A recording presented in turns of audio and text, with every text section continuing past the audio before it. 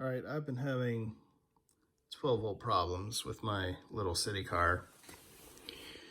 And the good news is my car, I can drive it when I don't have 12 volts available to it. All of my solenoids and my contactors operate off of 48 volts. The problem though is I can't, all of my signals, signaling for traffic and everything go offline. I have no lights, no horn, no blinkers, nothing. I think it's coming down to the converter. I've gone through other converters in the past. I often see people saying, don't go with something cheap, low quality. Nobody really says what a high quality converter is. And I've seen the Reliance. I've also seen these blue boxes that look like the Reliance as well. And I don't know if those are high quality or low quality, or if they're just trying to copy off of Reliance. But I'm under the impression that Reliance is a high quality item. I just don't know for certain. They could be a copycat for all I know. I don't know much about these guys to know what the deal is. But I figured, let's go and jump in on it and try it out. Yeah, what I really need to see is a lot more people like testing this thing compared to others. Now here's the problem. What I'm seeing is a lot of people will say that the ratings on these are usually higher than what the device can actually offer. Now another video I've seen demonstrates that it's not just that, but even what they're rated for. They might support that, but if there's a high load all of a sudden, they'll shut themselves off in just to protect themselves against a potential short circuit. So if this guy's rated at 10 amps and all of a sudden he sees a 9 amp load coming in, he might shut himself off and just wait a while to confirm if that 9 amp load is a short circuit or not, and then allow the 9 amp load to come through anyway. Yeah, so there's a lot of weird stuff. There's also people complain about the capacitors that are inside here, low quality, high quality, who knows what. You can't really see anything in there. This says it's waterproof, so it's just surrounded by goo or something. Excuse me. You can see I've gone through quite a few of these guys. This one I just went with just to confirm if I could actually use one of these that ran off of both a 24 and 48 volt system that would keep switching.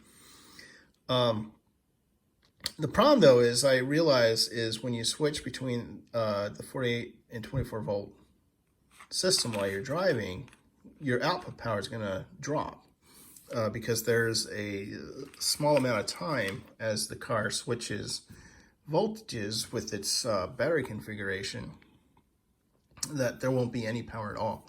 So your output power will be interrupted. In addition, this was only 5 volts. So this was like one of my first initial tests to see if it was even possible to do.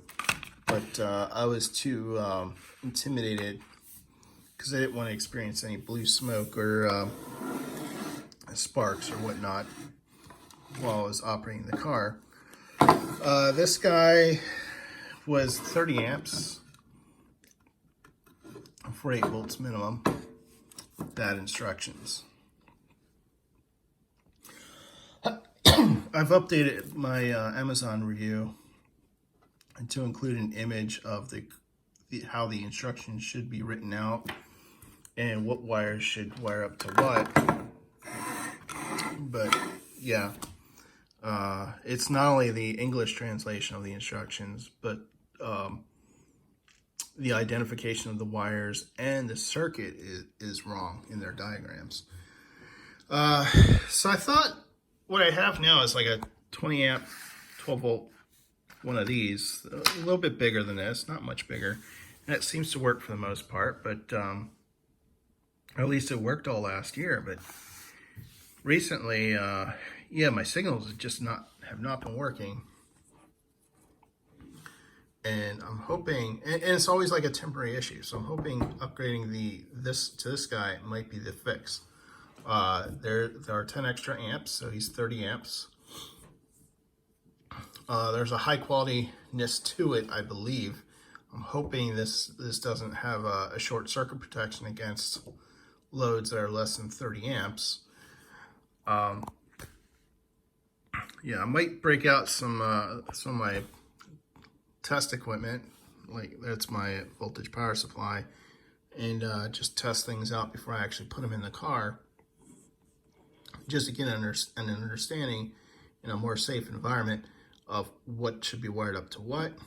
Just because I'm pretty much building the whole power system from scratch at this point, and bringing parts off the old system onto the new system. So I'll let you guys know what's going to go on with that later. I'd like to confirm if some of those test results I've seen online with other people testing one of these. When I test my 20 amp power supply or power converter, see if that's the same issue that I'm running into. I do need some way to put a load on it that's at least 20 amps, and have that load be measurable in some way, like with a shunt or something, or a device that actually can just be a load. I don't know if maybe there's some kind of, maybe I can get a battery discharge device or something that I can actually configure for something like that. So yeah, that's where I'm at right now. Hopefully this guy will do it. He has a lot of nice features on here. I mean, he also has a built-in fuse. Look at that did for me over there. But he has this nice little 10 amp supply as well. So when the key is not turned on, my little radio, if I install one, can still retain memory. Yeah, so we'll get to it eventually, but this is just what's coming down the pipeline.